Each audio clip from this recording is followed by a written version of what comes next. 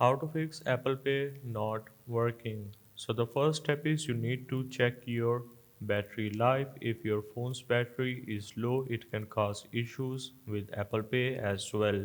You need to charge your phone and then you need to try again. The next method is you need to confirm the business accept Apple Pay. Not all stores accept Apple Pay. If you are having trouble, make sure the store you are in also accepts Apple Pay. The next method is you need to manually select a debit card or credit card. If you are having trouble with the device detecting Apple Pay on your iPhone, you just need to try manually selecting a credit card in the wallet app to make a payment. You just need to tap on this add button.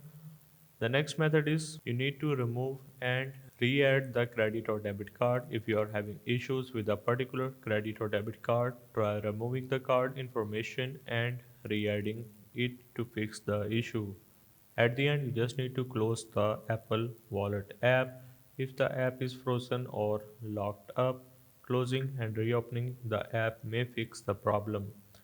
So at the end, you can also try restarting your phone, and by applying all of these fixes, your Apple Pay might start working normal again.